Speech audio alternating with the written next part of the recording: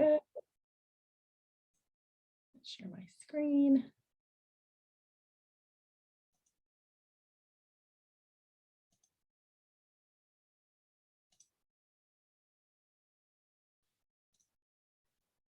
All the things. There we go. All right. So I would like to welcome you to the Plan Unit D presentation. My name is Dory Dalton. I'm a firefighter for the Genesee Fire Protection District, and I'm also your wildland specialist. I'm also a community member of 10 years here in the Genesee Foundation. This evening, we'll be bringing you our Plan Unit presentation. You will be hearing from Brian Mallett, the Open Space Manager, Nancy Balter and Becky Smith of the Genesee Fire and Safety Committee. And Brian Mallett is going to help us out by moderating as well. So for everyone's information, our presentation is recorded and it will be posted for later viewing on the Genesee Foundation and Genesee Fire Rescue websites. We've set aside an hour and a half for this presentation. You will be muted during the presentation, but please, as questions come up for you, put them into the chat box. The chat box will be monitored and we'll answer questions at the end of the presentation. All right, so put them in anytime you have one come up.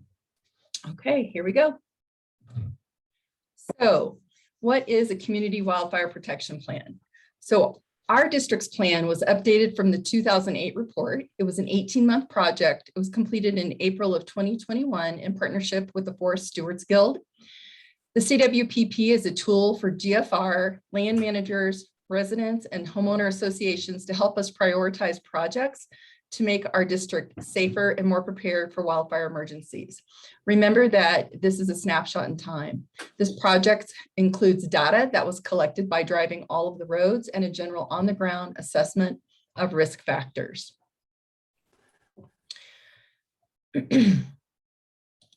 Okay. In our CWPP, we modeled potential wildfire behavior under the 60th, 90th, and 97th percentile fire weather conditions.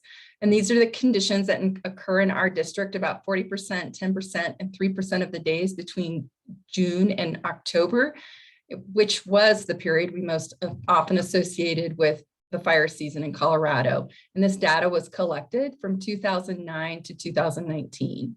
And the weather parameters came from data collected at the Lookout Mountain Remote Automatic Weather Station. All right.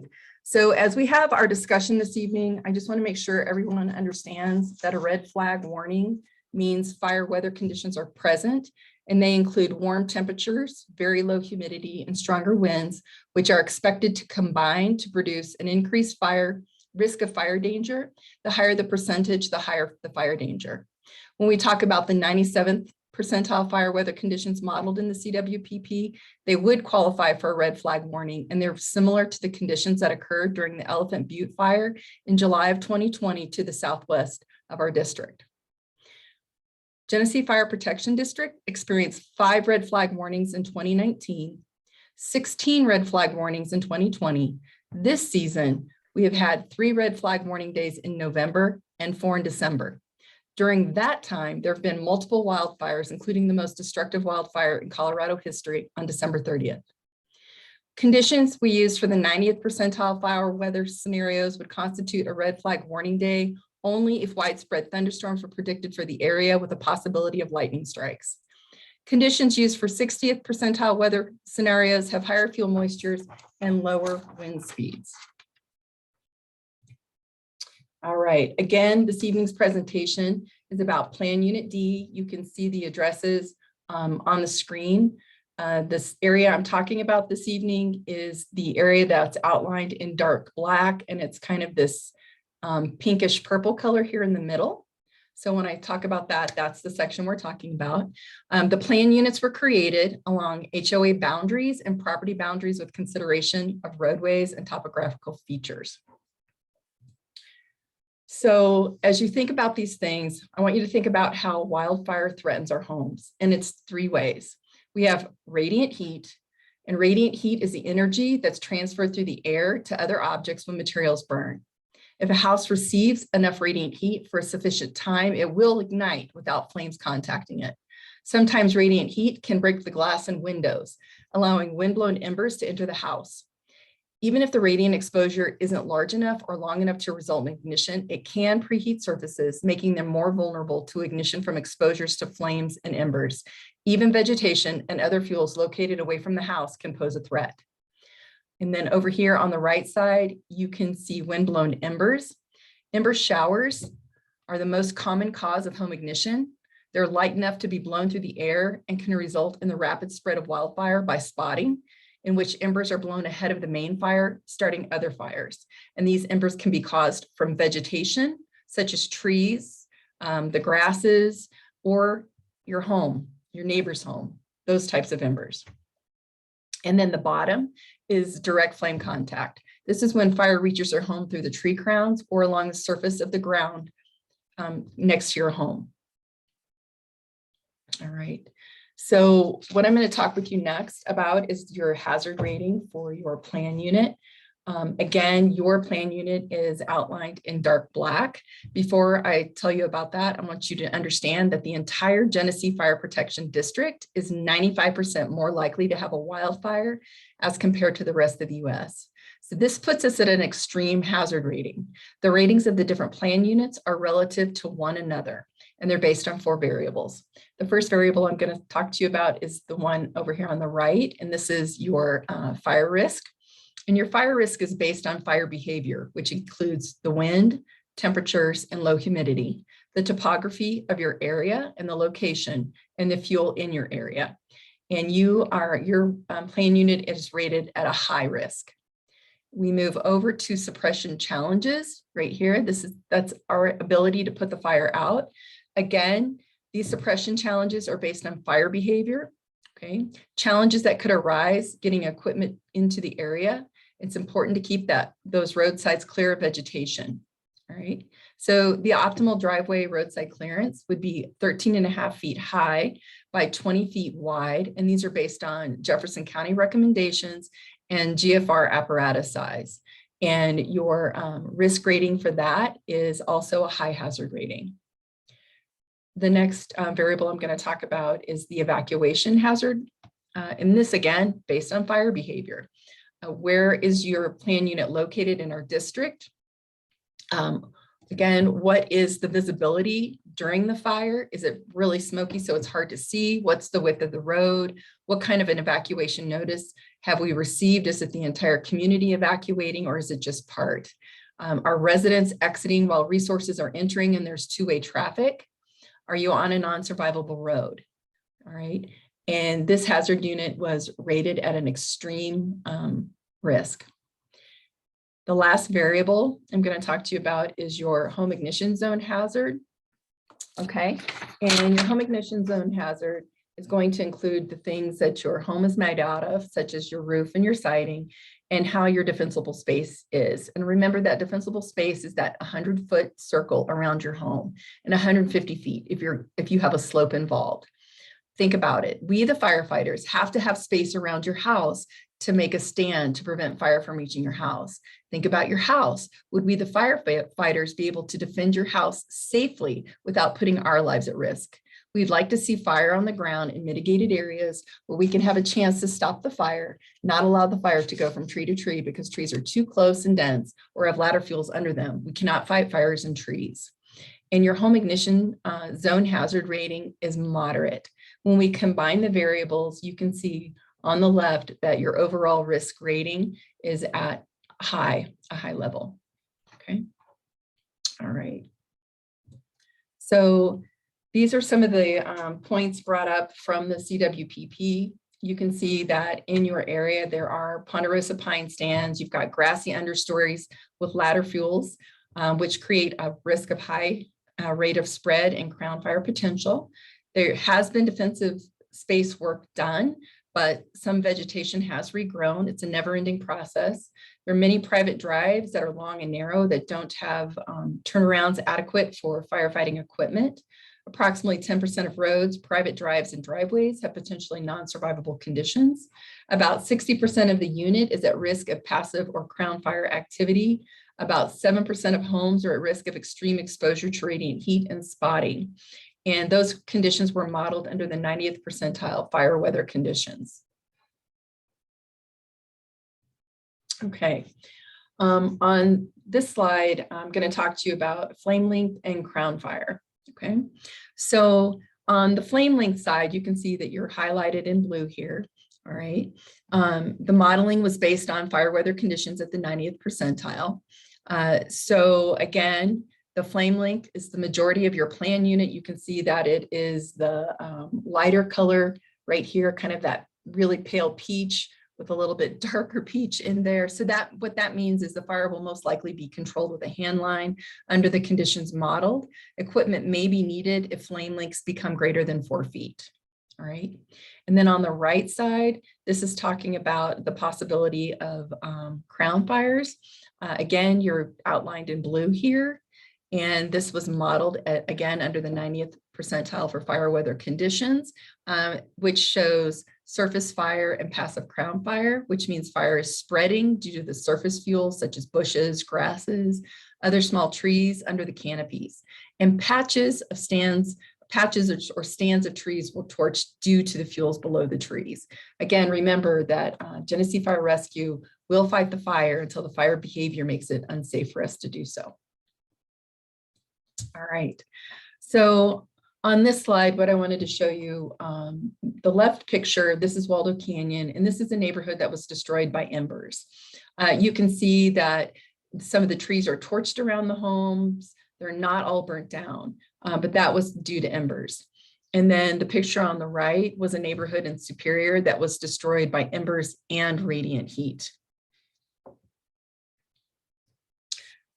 This picture is a picture from the fire, the Cold Springs fire. It's a property that survived. This homeowner focused on their defensible space in zone 2, which would be 5 to 30 feet from the home. They participated in an assessment program out of Boulder called Wildfire Partners.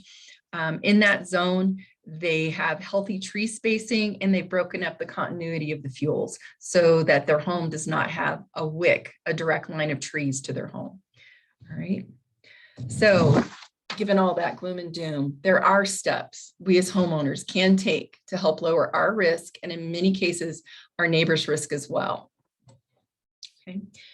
Canopy spacing, you've heard me talk about that, and minimizing flame length. So the recommended spacing is 10 feet between crowns. All right. And I don't mean from the top of the tree to the other top. It's really this widest portion between the trees right here. You need 10 feet of spacing. And if you're on a slope, you should really space them out more. Limbing, you should limb your trees up at least 6 to 10 feet from the ground, or a third the total height of the tree, whichever is less. All right. And that means all the way out here at the edge of the tree, not directly under it near the trunk. So a 6 foot tall person should be able to walk all the way around the underneath of that tree without the tree touching their head. And these standards are based on the Colorado State Forestry Service guidelines. All right. Again, you heard me mention ladder fuels. The ladder fuels are these things growing underneath the tree. Okay. And what happens is we have that direct flame contact come up, light the grass, continue forward, light the bushes underneath, and then climb up the tree. You can see the tree on the right, they've cleared out the bushes underneath, and it's been limbed up properly. All right.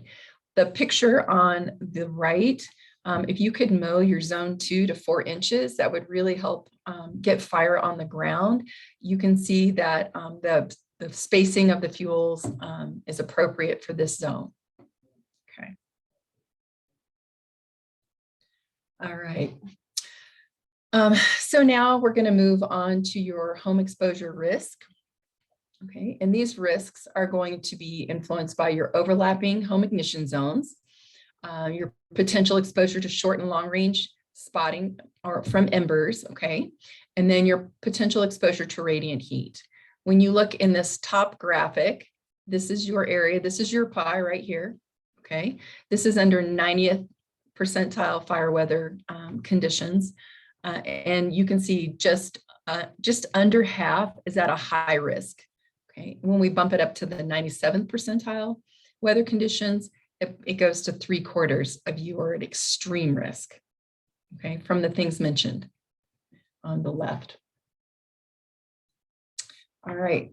So some home hardening and defensible spacings that you can do is you can make that 0 to 5 foot perimeter with no vegetation around your home. You can remove those pine needles from your roof and your gutters, and probably more than once a year. Remove flammable materials from beneath your decks. Take anything in that's flammable that you're not using. 80 to 90% of homes ignite due to embers rather than radiant heat. When you consider replacing your exterior materials, think about fire-resistant materials. So I'm going to move on to some examples, some direct examples from your plan unit. Remember, it's important when you have overlapping spaces to work together to help eliminate fuel continuity with your neighbors. All right, so this is going to show you some firewood piles. We have a lot of firewood piles. And so as you look at these, we have on the left picture, this is next to a home. Okay, and then here we have firewood piles right next to a tree, under a tree, tall grasses. And here we have a nice firewood pile that's away from the home and not underneath trees, but it appears that there's some long grass around it. Okay, and so firewood piles can easily ignite from embers or surface fires, and they may emit a significant amount of heat and or direct flame contact that can ignite your home. So firewood piles should be moved at least 30 feet from all structures and ensure that there's at least 10 feet of clearance between the piles and all the trees.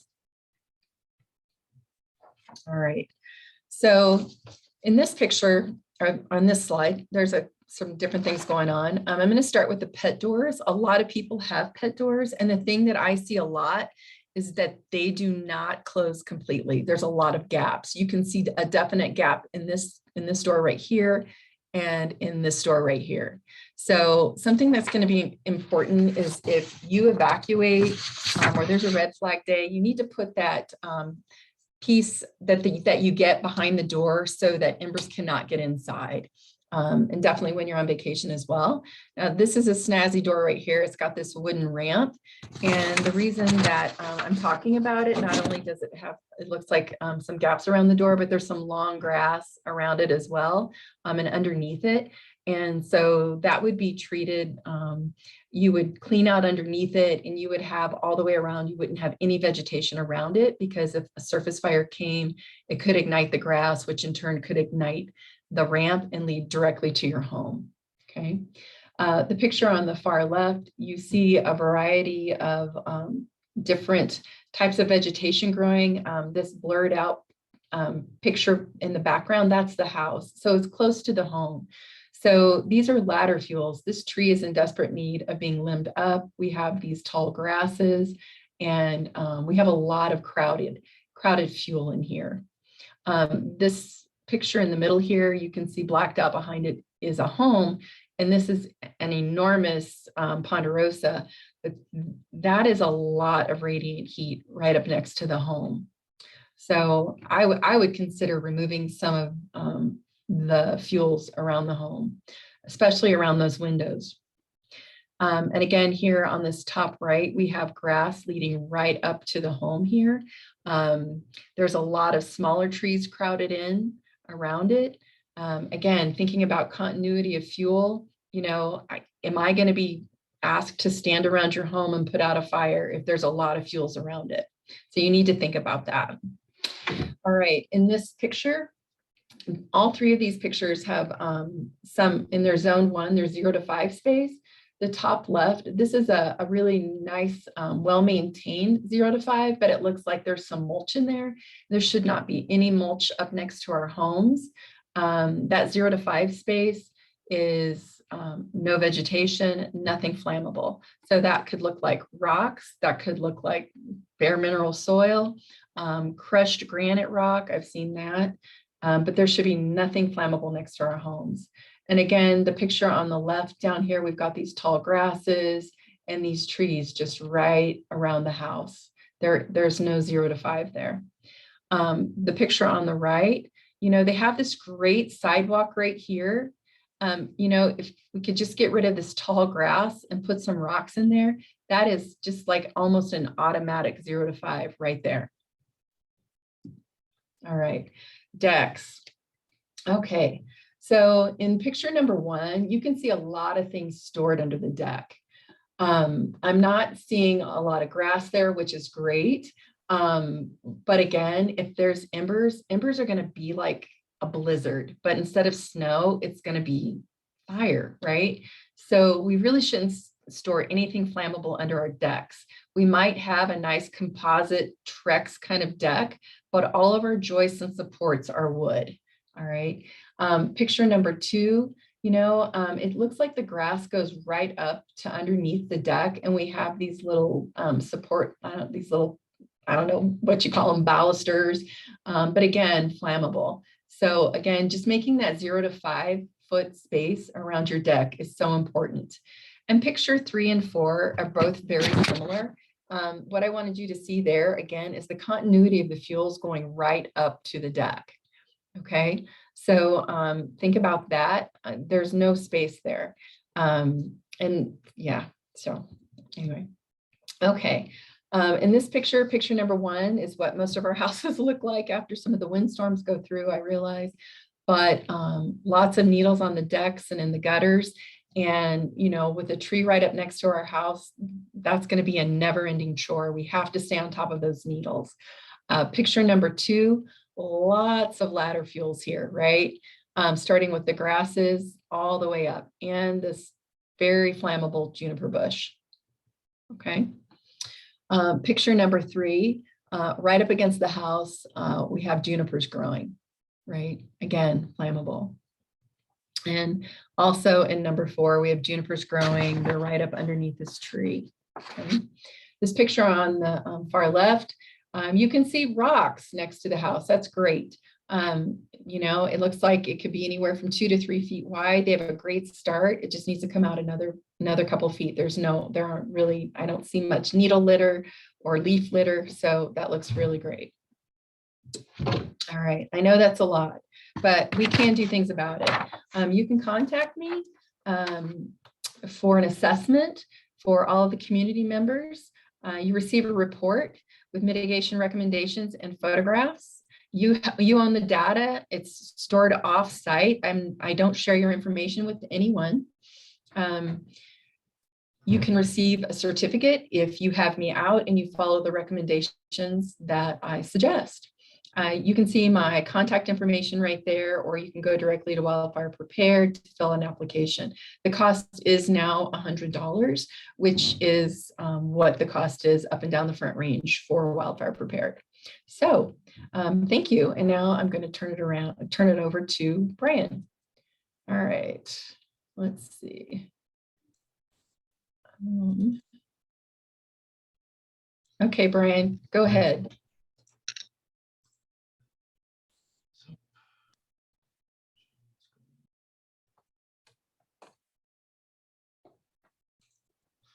Okay, should be able to see it. Can you see it, Dory? Yep. Great. So my name is Brian, for those that don't know me. Brian Mellon, I'm the Open Space Manager for Genesee Foundation. And I didn't say this at the top, but if you have questions, type it in the chat box, and then we'll address that question at the end. And I want you to post that question when it just pops into your mind so you don't forget it, and we'll talk about it at the end.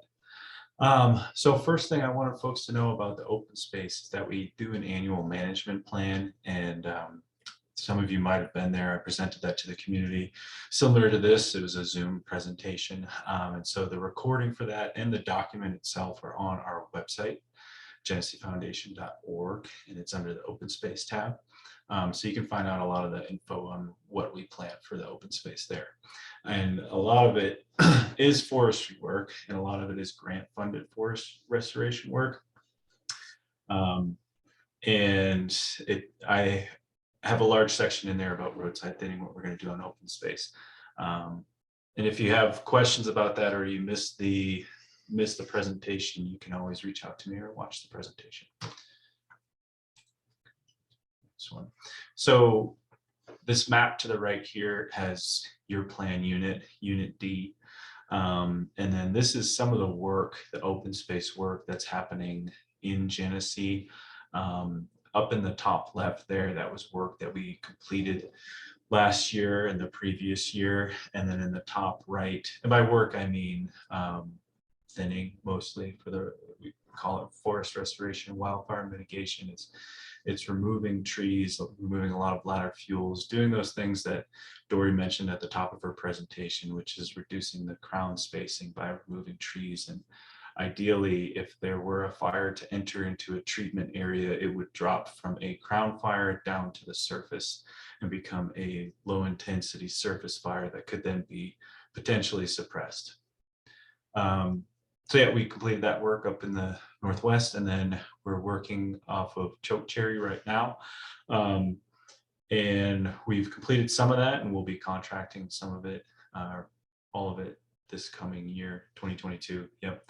And then we'll also contract out and do internally some of these shapes down here in the West. So you can see the theme is covering our western border, and then that chokecherry area there to the west of that, that's the Ski Hill Drive. And according to the CWPP, that's the highest risk area in the fire protection district. So that's why we're motivated to do some work on Genesee Foundation there. And then in the coming years, the plan is to do treatments along the Miners Mile Trail to the south there, that purple one, and then up Ryan Stream side as well. So I mentioned roadside thinning. Again, that's a heavy component in the open space management plan, and it's a priority for Genesee Foundation, for the board, and for the Fire and Safety Committee. And what that actually means is improving our evacuation route. So if worst case scenario, we have a fire in Genesee, we don't want to be driving through fire. We want to have as much time as possible to evacuate. So removing more flammable vegetation along our major roadways. And then when it comes to the private drives and those smaller areas, the property owner, so you're responsible for mitigating your roadway where it's your property, where it's your defensible space. And I'm sure a lot of you know where your parcel boundaries are. If you don't, you can email me. The county has a really easy to use map on their, it's called JMaps. And so you can use it on the browser, and you can put in your address and you can see where your boundary is, where your parcel is. And so you can see what property you own. And so I bring this up because when Dory comes out to do a defensible space assessment, she'll talk about your driveway and your evacuation route, and removing flammable vegetation along your evacuation route is a part of your defensible space. And so I think a lot of you know this too. You can create a defensible space, and you can remove trees that are on open space. There's a process for it. It goes through the ARC and through myself, but it's a pretty painless process. I know that was different 5, 10, 15 years ago here in Genesee, but the ARC has evolved, and Genesee Foundation in general has evolved to make it easier for residents to remove trees, because we realized the risk, the heightened wildfire risk that we have here in Genesee. So everything that I do on open space, in the open space management plan, and everything that Dory talks to you about, all the recommendations we might have for you on defensible space, it's based on best available science. And the leader in that in Colorado is the Colorado State Forest Service. And actually all of you received in that, it looks like a magazine, that glossy packet that it's called the Home Ignition Zone Guide. It's from the Colorado State Forest Service, and it tells you everything that me and Dory talk about in there. A lot of it's based on research from California. They're generally the national leaders when it comes to defensible space and wildfire science. And something I talk about is hoping for the best, but planning for the worst. The best case scenario would be you have a fire, but it's like the Elephant Butte fire where no structures were burned and nobody was hurt, and it was a relatively small fire, and wildland firefighters were able to suppress it. Worst case scenario, Cameron Peak, and that should be updated to the Marshall fire as well. We have to plan for that. And that's why Genesee Foundation, the board, Fire and Safety Committee, our neighbors, other HOAs surrounding us, other public land owners are very motivated to do wildfire mitigation. So why should you do something? I hear a lot of folks say, if it's going to burn, why should I do anything? There's a couple of reasons why you should. Your first reason to do defensible space, home hardening, and mitigation on your property is to support your wildland firefighters, to support your Genesee firefighters that would come around if there is a fire, if it's safe for them to do so. You can make it safer for them by removing ladder fuels, by something as simple as mowing your grass or removing that tree that's hanging over your driveway so that they can get to your house, because they'll try. And you want to make it as safe as possible for them. The second reason is making it safe for you and your neighbors to evacuate. So going back to that situation where if you own a tree and it's hanging over your private drive, it's on your property, hanging over your private drive, everyone has to drive by it to get out. If that tree's on fire, that could prevent people from getting out. So that's the second reason. Third reason is you can save your home. Dory presented a bunch of examples of how you can do that and how it has been done. And for specific on the ground examples, Dory is available for that, as she mentioned. So what are we trying to avoid? That bottom left image is from the Paradise Fire, where folks had to drive through fire. And this is obviously worst case scenario, planning for the worst. But for a wildfire here in this area, and really in most of Colorado, it's not a matter of if, it's a matter of when. You've probably heard folks tell you that. And so we have to prepare for that scenario. And like I said, on Genesee Foundation side, we've been doing forest treatments out in the open space, and now we're going to start doing a lot more on our major roadways where everyone has to evacuate. And so this is a blown up version of Plan Unit D. On the right side, these, according to the CWPP, are the non-survivable roads, private drives, and driveways. So that's modeled in the 97th percentile weather. So going back to what Dory said, that's 3% of the time over the course of 2009 to 2015, I believe. And it's becoming more common. I think we all know that. We all hear that in the news, that extreme wildfire is becoming more common, and we have a longer wildfire season. So 97th percentile could be a bit misleading in that that is happening more often. And so all these images are taken from the CWPP. So what is a non-survivable road? Quickly, it's just portions of roads adjacent to areas predicted flame lengths greater than 8 feet. So that's what the CWPP did. The folks that work at Forest Stewards Guild, they used a model based on the vegetation that's there, the roadway that's there, and the density of our WUI as well is a part of it. But it's looking at flame lengths that are greater than 8 feet. And Dory actually showed a picture in one of her, I think it was her third slide, showing what does a flame length look like that's 8 feet. It's pretty common in most fires other than grass fires. So for fuels and for flame lengths, you can picture the height of, or rather the length of any fuel, you'll have 2 to 3 times that length would be the flame. So if you have grasses that are only 4 inches long, then you're only going to have maybe a foot of flame length. But if you have a 35-foot tree and you have wind speed that's exceeding 20 miles per hour and it's pushing towards your home, that tree is 35 foot tall, you can imagine a 100-foot flame length, not for a very long time, but that can be enough to ignite any fuel that's under it or in the path of it. So here are some photos from this unit. This is one of the Foothills Drive North private drives. And when I talk to folks about roadside thinning, I tell them that the bare minimum objective should be 15-foot box of non-flammable material. And it's pretty easy to imagine that where we live. And I put some arrows here and some measurements. So most of our private drives are about 14 feet.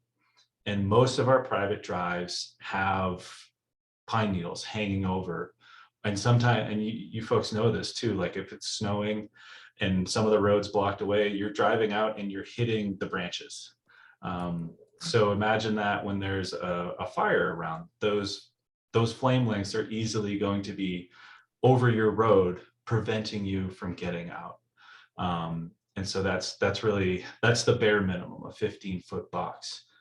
And that tree on the left there, measured it, it's about 15 foot tall, just to give you a reference. And so this one, I've got a bunch of text here, just to give you an idea of what would look like, what 8-foot flame lengths, where they would come from. It is this slope area with this dense vegetation. You've got a lot of mixed ladder fuels. You've got different age trees, all the way from saplings to middle-aged to mature trees. They're all mixed in together, touching each other. If there's a fire upslope or even downslope, with the wind blowing over the road, you could easily get in excess of 8-foot flame lengths over the road. So that's when I say that 15-foot box, that's a bare minimum, because when we talk about actually mitigating, you have to go a bit further back. Because again, this tree on the right, you could cut out, say, 2 of these trees on the right. Now you don't have any pine needles hanging over your road, but you still have some medium-aged trees that, if you get the right conditions, the flames could still be over the road, with the slope, with the right weather, wind mostly. And then I want to point out a positive on the left side there. Somebody went ahead and pruned their trees, and they definitely, I think, pruned it up high enough. It's hard to tell from the picture, but they did a good job, and they were being proactive about it. And I know a lot of folks in Genesee and in this plan unit in general have done defensible space, have done pruning along their roads. Then I wanted to point this one out. It's not in your plan unit, but I like this one because it shows you that we've got this in the winter time. The less trees you have, the more sun, the less ice, and the shorter amount of time you're going to have snow on your roads. Same thing for your driveway.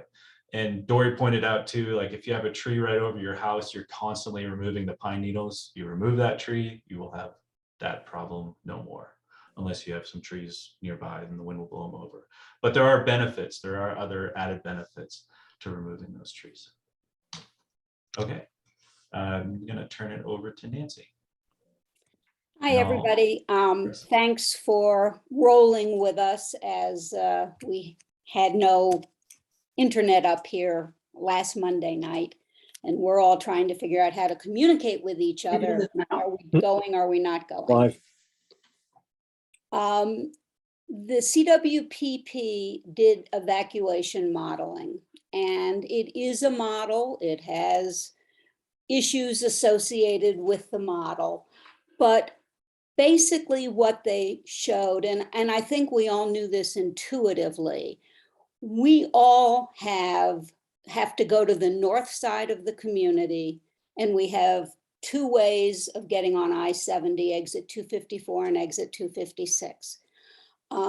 These are 2-lane roads, and if we needed to evacuate quickly the entire district, it could take us 3 or 4 hours, some of us, to get out. And that's one of the reasons that were rated at extreme hazard in terms of evacuation. You're far enough from those exits.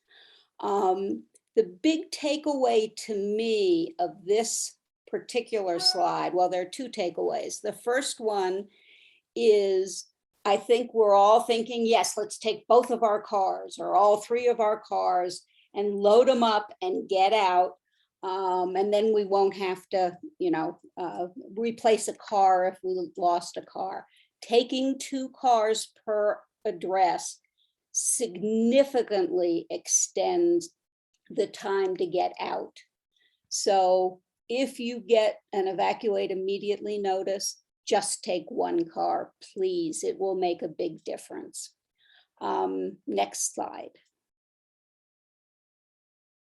So we have a number of reasons for egress challenges. Brian talked about non-survivable roadways, and the fact that it can take us so long to get out of here, where we could end up stuck in an area of roadway. And it's not just the private drives, it's also our main evacuation routes in some areas. So if you are stopped in traffic and you're in an area and there is an active wildfire, it is a life safety concern. We are, and the life safety concerns have really gotten the attention of the foundation, and we are actively looking at ways in which we can ease this problem for everybody. The next slide, please. The same thing that Brian talked about for private drives applies to your driveway. You think that you should be able to get out of your driveway, but suppose it's a fast-moving fire that started somewhere near your house. You want to be sure that you can get out of your driveway. And I know if you're sitting here trying to take notes, you should know this, the recording will be online, as will all of the slides, so you can go back and look at them. If you've been around Genesee for a while, you know that we had a very active effort to get reflective signs, both the street signs and house numbers. And you could actually pay to have maintenance put them on posts for you. Unfortunately, those posts are made of wood and are combustible, so they don't meet current recommendations. And Dory and Genesee Fire is actively working to figure out a solution for that, to make it easier for all of us to comply. The next slide, please. So this is an example of a driveway with loads and loads of trees. And it is a dilemma that many people face. This house is the first house off of Foothills North, and they want to get some privacy and some screening. But the cost of that is the possibility of not being able to get out of their driveway. And I think Brian would also say having that many trees that close to each other is not going to be good for the health of the trees. And you know, so that's an additional issue. The next slide. So I hope you all realize how important it is to be prepared. And we certainly heard a lot about the Marshall Fire. Now, the Marshall Fire happened in an area where people weren't thinking about wildfire risk. They didn't live in the WUI, they lived adjacent to the WUI. And so there hadn't been the same push as you guys have heard ad nauseum from us about being prepared. You have to opt in to code red to have your cell phones registered. Many people only have cell phones.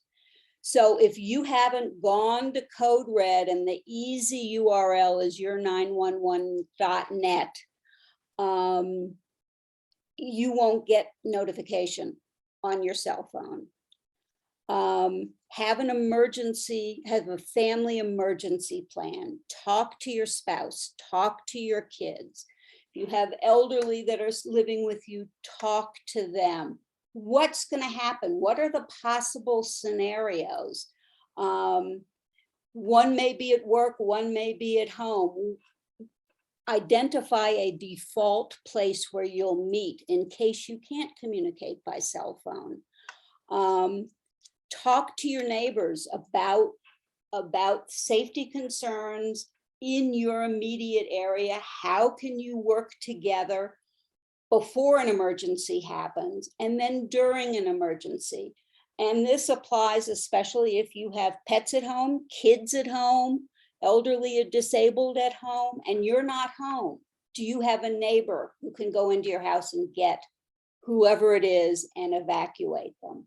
One thing that came up at one of these other plan unit presentations is if you have a caregiver at your house, whether it's for your kids or for elderly, be sure that they're registered for Code Red so that they would also get an alert. And be prepared immediately to leave when you get an evacuation notice. If you get an evacuation notice and think, oh, well, what should I bring in a state of panic? You will not bring what you need. I know a family that evacuated in the Marshall Fire and ended up with bathing suits, but no passports, none of the papers that they should have taken, etc. You just won't be thinking clearly. And so what do we want you to do? Next slide. We want you to have a go bag already packed. If you take a lot of prescription drugs, have at least a few days of prescription drugs in there so you don't have to go around collecting them. This slide and the next slide are part of informational brochures by Rotary Wildfire Ready, which is a very active and great group associated with the Evergreen Rotary Association. And these, you can access these online. We have printed versions of them in the foyer of Vista. You can go and pick them up. But this gives you an idea about what you should have packed and ready to grab.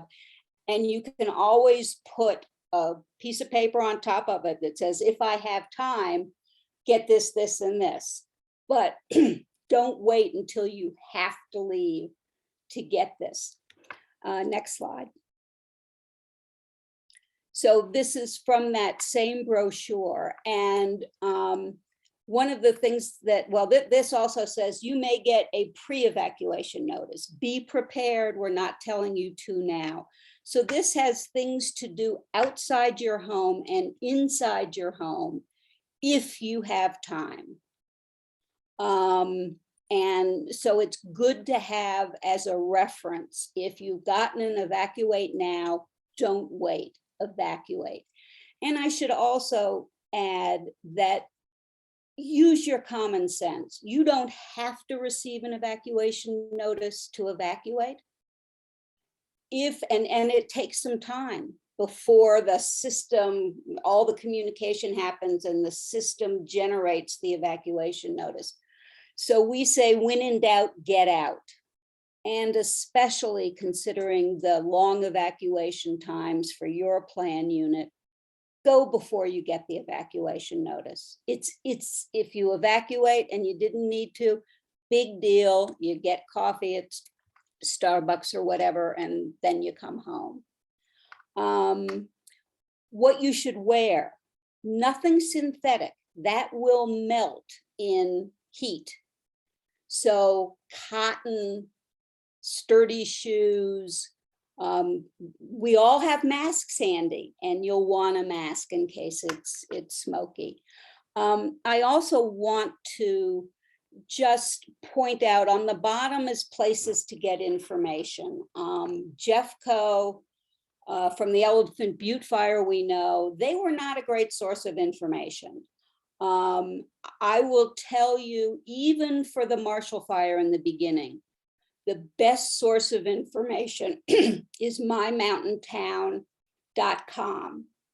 There's a woman there who is incredibly well connected to every place. I said, what happens if you're on vacation? She says, I never go on vacation. And it's a good place to get information. Next slide. I'm done. Thank you. Hello, everyone. I'm Becky Smith. I'm your neighbor in Genesee and a member of the Fire and Safety Committee. And I just wanted to share with you that the reason we are giving this presentation is to educate you on what's in the CWPP, let you know that it is tailored for your neighborhood and just make you aware of some of the specific risks for your part of the, for your area of the neighborhood. But in addition to sharing all the risks and all of the dangers, hopefully we've also shared with you a lot of resources and a lot of actions that you can take, that you could take this weekend to make your house safer and more resilient to wildfire. In addition to talking about the CWPP, we want to encourage you to schedule a neighborhood walk. And this would be an opportunity for you to get together with your neighbors, to get outside and walk your street with Brian and Dory. We coordinated time we can all get together and talk about not just your plan unit, but your street, very specific, that tree that you're worried about, or your neighbor who maybe you're concerned about because they're right next door and you have shared defensible space. Brian will talk about what he can do in open space right in your area. And Dory will give some general home hardening guidelines. And it's just a chance for you to get to know them. It's also a chance for you to have these conversations that Nancy just talked about, for you to talk about everyone's situation and how you can help each other. Maybe hold each other accountable for building a go bag. I know I haven't built one yet, and I really need to. So that's another, it's not something you normally talk about when you get together for dinner, but if you get together for this walk, you're going to have a lot of time to just chat and come up with ideas of how you can make your neighborhood safer. Next slide, please. So what we are asking is for you to step forward, for someone from your street to step forward to help coordinate it. You would contact the Fire and Safety Committee at the email that's on the slide, and just let us know that you're interested. If you have your neighbor's contact information, then that's about all you'd be responsible for, just letting them know when the neighborhood walk is scheduled. If you don't have their contact information, we can help you get the word out. So if you're interested, please send us an email. You can send us an email tonight, and we'll start getting that coordinated. I do think that it would probably be April, maybe March, but probably April. Brian and Dory's schedules are pretty full right now, but you could wait till the spring as well when the weather's nicer. So we would just set up a time where you guys can all get together and talk. If you step forward as a neighborhood captain, we may ask you in the future. We're trying to organize sort of a neighborhood ambassador, fire ambassador program. And Dory, I'm sorry, I forget exactly what the program is called. But this would be a chance for you to also be a leader in your neighborhood. Take care of, like the picture that's on the slide. If you've got trees like that in your neighborhood, maybe the homeowner can't get to it. Maybe, there's a dozen reasons why they haven't limbed up that tree. But you guys can get together as neighbors and take care of that kind of work. So again, there are a lot of things you can do to make Genesee safer. And this neighborhood walk is an easy first step if you just want to step up and help get that coordinated. Lastly, I have Dory's contact information on this slide. Again, I want to encourage you to sign up for this home assessment. The walk is going to be more of a general discussion. This home assessment is very detailed. It's going to cover everything you need to do just about. And it can be overwhelming, but again, there's steps you can take. It's not something that has to be done within the next 3 weeks. So sign up for it. It's a lot of good information. And I think as I hand it back to you, Dory, I've heard Chief Puffett talk about what that $100 goes towards. I think it stays in the fire district, helps with education and some other, I mean, it's not just a revenue source, as he said. So if you would touch on that, and then I'll hand it back to you.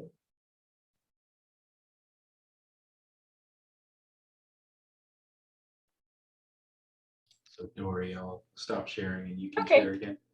Absolutely. Thank you. All right. So before we move forward, I've been keeping track of the questions in the chat box, and Brian, you probably have been too, and we'll answer those. But before we do that, I have a favor to ask of you from the Fire and Safety Committee and myself. We're going to ask you to take a short poll. It's literally 6 questions, and it's going to pop up on your screen. And it's all multiple choice, and it generally takes about 4 minutes. So I'm going to launch it. It's anonymous, but I will be able to see the percentage of people that have done it. So unfortunately, I'm going to talk to you the whole time until everybody takes it. Okay, so if you want me to stop talking, take it, and then we'll move forward. Okay, so here comes the poll. All right. And you see it, right? Okay.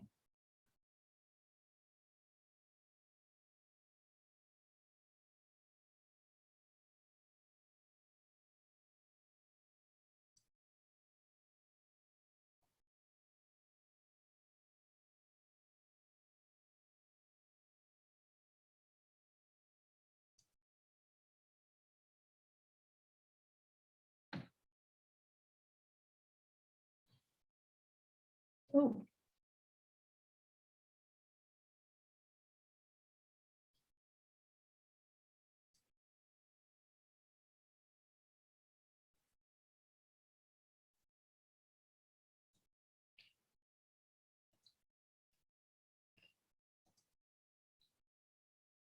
All right, so far we're at 54%. Thank you. 62.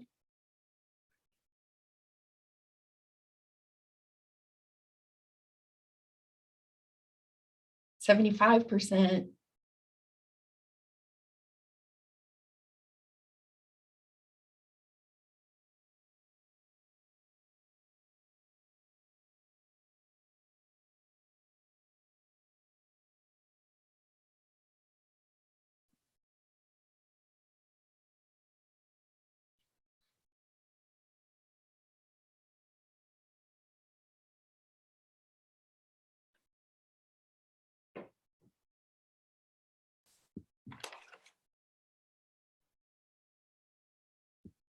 We're at 79%. 19 of 24 people have participated. I can tell that. Come on, can we just get over 80%?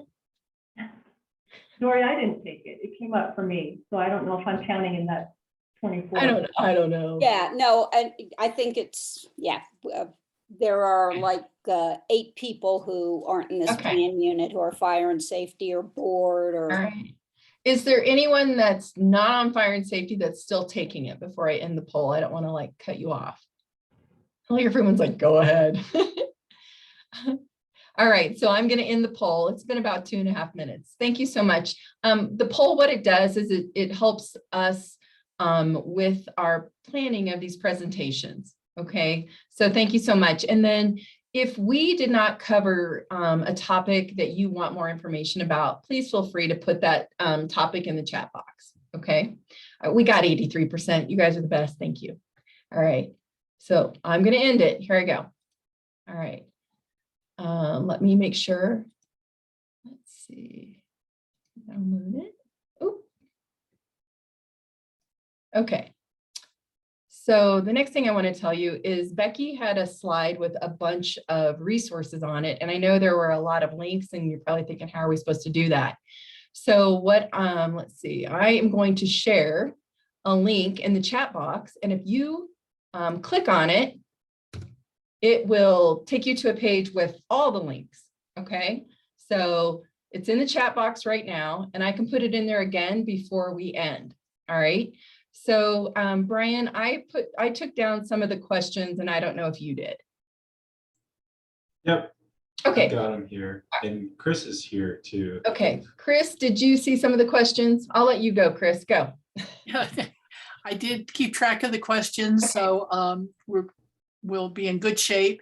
And Awesome. I'd like to remind everyone that all of those resources were on the back of the flyer that we put in your mailbox. All that information is on our website. It's on the Genesee Fire District website. And you should be able to go on there. You can see recordings of previous presentations and videos. And of course, Dory and Brian are always available to your questions. To start off, wasn't the first question, but it probably is the quickest, easiest to confirm. Dory, is that $100? It's per home, correct? That is correct. That is correct. And that's the standard cost of a home assessment that's using this program. The money goes for wildfire education, wildfire literature, slash programs, and other mitigation initiatives. That's what it's used for. Thanks. You're welcome. Can I add on that? It's also a higher cost in other counties like Boulder. And if you want to hire somebody independently to do something similarly, it would be double or triple or even more the cost, higher cost. So it's a good deal. Thanks, Brian. Value added right here in the foundation, huh? All right, Phil has a question about should a homeowner need to work on removal of trees, for example, on open space that would help them with their home's defensible space. Who pays for that cost? Brian? Sure. Phil, I have an answer for you. It's probably not the answer you want. That is your cost to bear.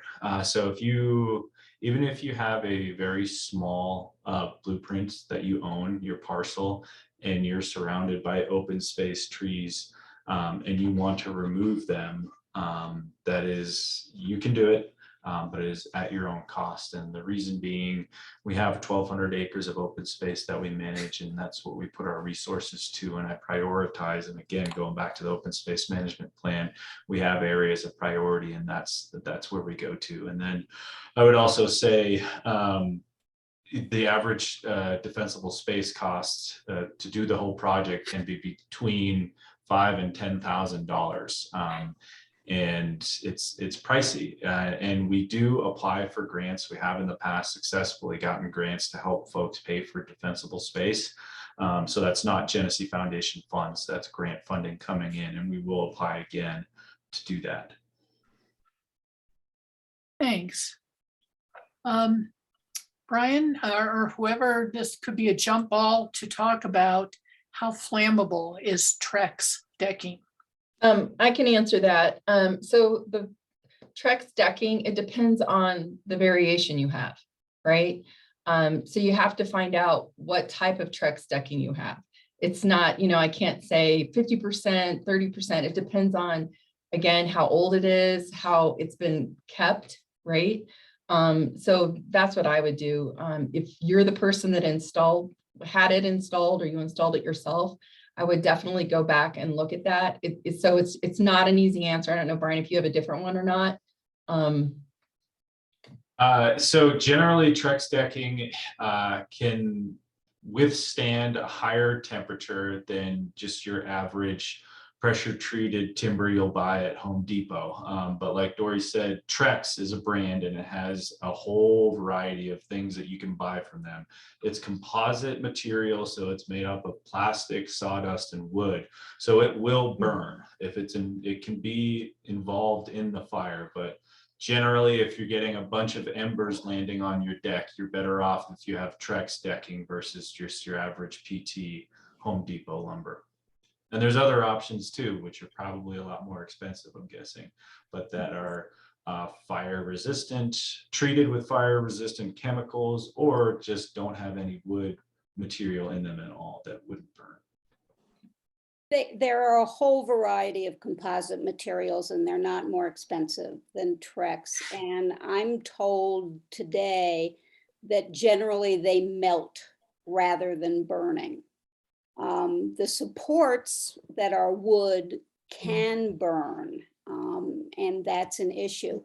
But if you all don't know, Jefferson County has gotten much more serious in above 6,500 feet with the building code. And if you pull a permit to replace a deck, you must use a fire resistant composite. Similarly, if you replace the siding on your deck, it must be a fire-resistant material. And it used to be that if you did an addition that was 400 square feet or greater, you had to do defensible space. Now, anything that you do where you pull a permit for the outside of your house requires that you do defensible space.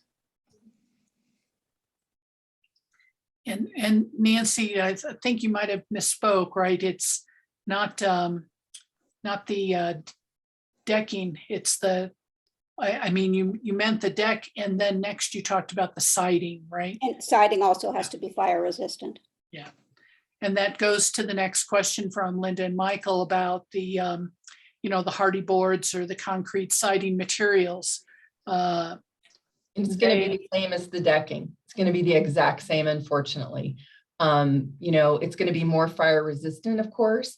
But I want to say, I've been on some home assessments where people have had cement board put up, hardy board.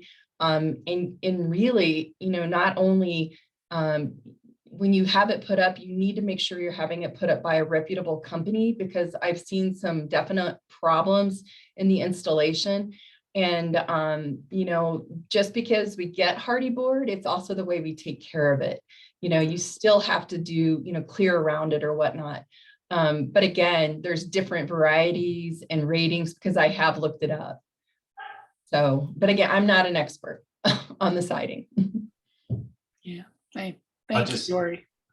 I'll just say generally, and I've talked to folks on this, probably on this call when we do D-space walkthroughs, your home's like a boat and the fire is like water. It'll find the path of least resistance. So you can have stucco or concrete type siding, but everything underneath it generally is a stick building, stick frame, and you can have leaks or holes that lead to that.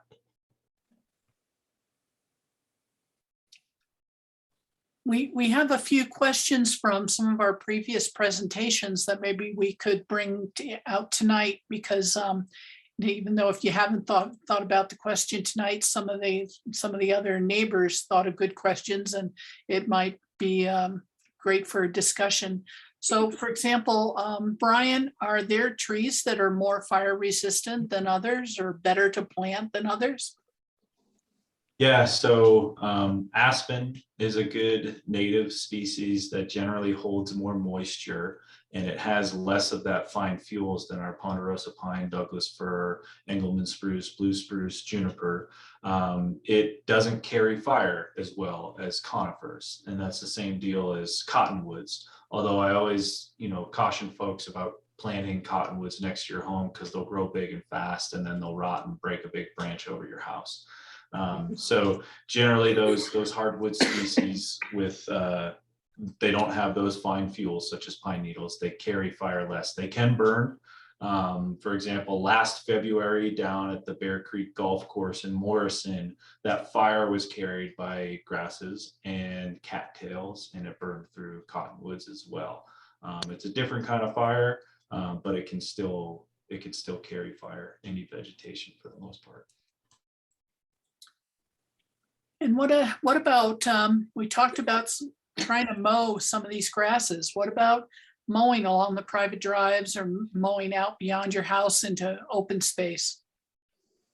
Yeah, so that's been a topic that's been coming up on these neighborhood walkthroughs, and there's a motivation to get a policy on the books so that folks can mow open space grass that is part of your defensible space or part of your evacuation route.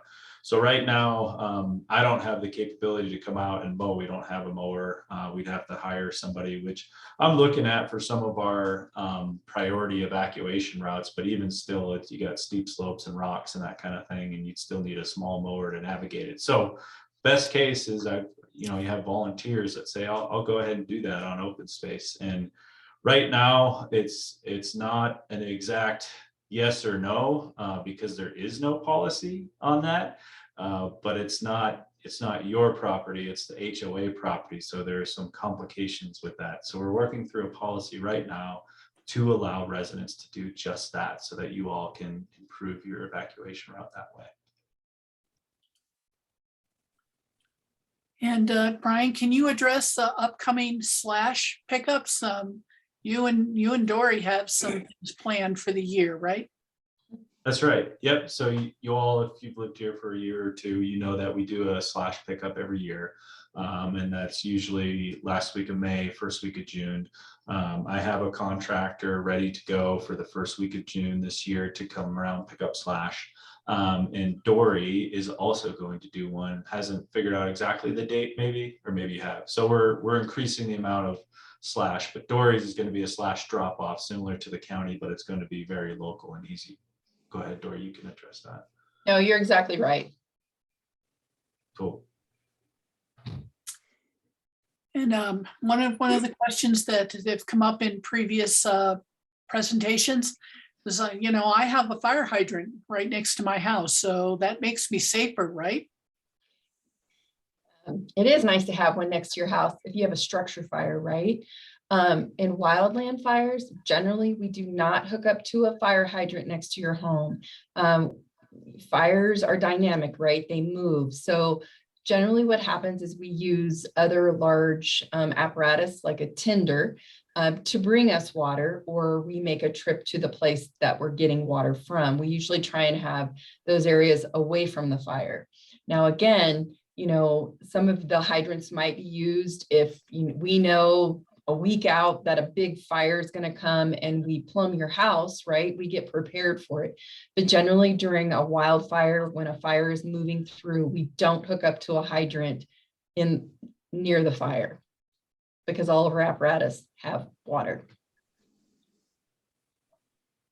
And what about our two reservoirs? You know, doesn't that make us safer? We can just go and get water right from there.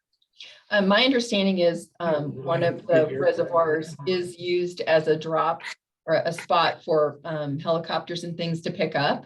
So I know it has been used and it is marked for that. Again, I'm prevention, not operations. So I can't speak to that more than that, but I do know that it is a spot for helicopters to get water. And what about a safe zone in Genesee? What did the CWPP say about that? Let's say we're thinking we should just hunker down and stay in Genesee. There are no identified safety zones. We don't have any large enough. The places that are identified, they are for if we do have a large working fire that they're rally points for other apparatus and other fire districts to come in with their equipment. There is no safe place for us all to go and shelter.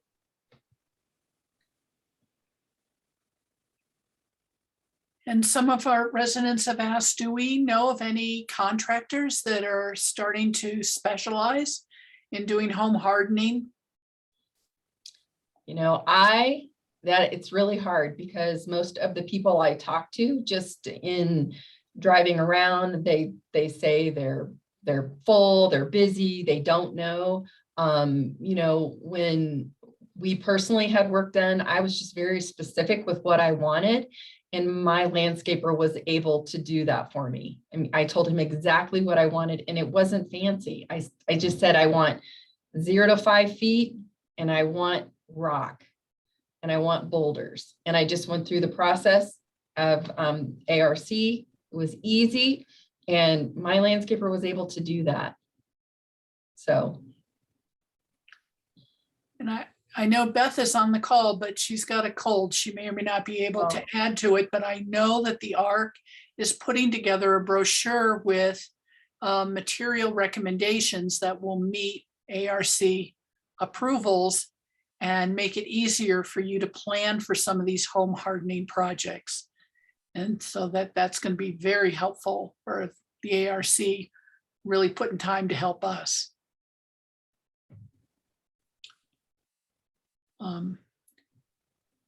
Everybody, if you check your mailboxes, you'll see the new Genesee is out. It has it's a fire issue, has some fire articles in it. Please stay up to date. The board's moving on some for example, the egress route, which is an emergency access route for both ingress for firefighting and evacuation for us. Trying to provide you with information and keep you up to date as to what we're learning about how we could move forward and improve some more evacuation mitigation for the whole community. Nancy, do you want to say anything about plans for that?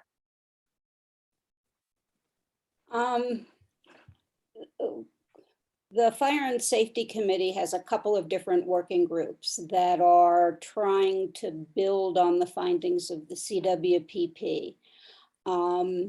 We have a particular concern about the non-survivable roadway and egress situations, and we are almost finished with an analysis of a variety of different additional egress options and their benefits. One thing that became clear as we started to do it is that there are some things that we could do which would be valuable not only as an additional egress route, but also have good strategic firefighting capability off of the roadway in order to protect Genesee from a wildfire. Everything is situational, whether you can use it one way or another depends upon the fire and the circumstances. We are hoping, Brian mentioned, I think, that he is already starting removing trees in non-survivable roadway areas on our major evacuation routes that abut open space. We are working on how we can facilitate private property owners who are willing to have trees removed on the roadway to make the roadway safer, how we can facilitate that happening. And there are some legal and liability issues. We are going to apply. Colorado has a program where they make crews available to do tree cutting and chipping and removing everything at no cost. You just have to administer it. And if we can get one of those crews up here, we can kind of work backwards and use them on the main evacuation routes, the secondary evacuation routes, and the private drives. It's something we hope we can do. We have a lot of questions to answer, and we have to be able to get the crews up here. If I can just mention about the grant. As many of you know, we were successful 7 years ago, getting a $100,000 grant that helped support, paid 50% of the cost of defensible private property, defensible space.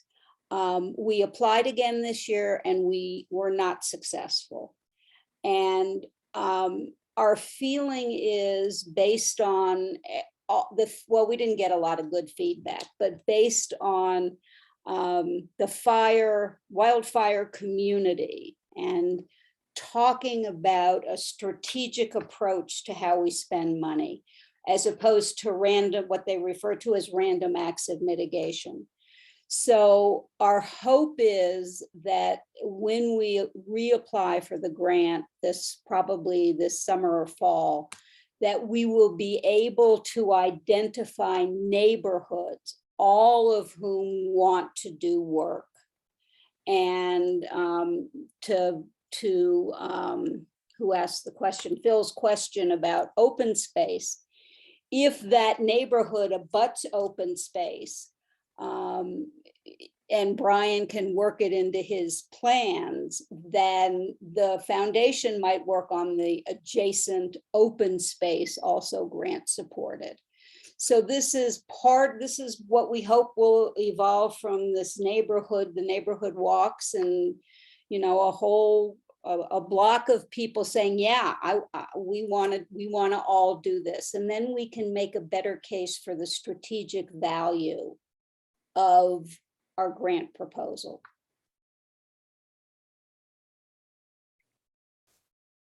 Well, that took us through all the questions from tonight and some important ones from prior presentations, Dory. Yeah, so again, in the chat box, I'm going to put that link one more time, just so everyone has the opportunity to click on it. And then Chris also said that all those links on the back of the sheet that you were given at the mailbox. So we would like to thank you for participating this evening. Please don't hesitate to reach out to myself or Brian or the Fire and Safety Committee with questions that you may have. Yeah, so thank you so much for attending the plan unit meeting, and we hope to see you on a walk or better yet, even a home assessment. So have a good evening. Thank you so much.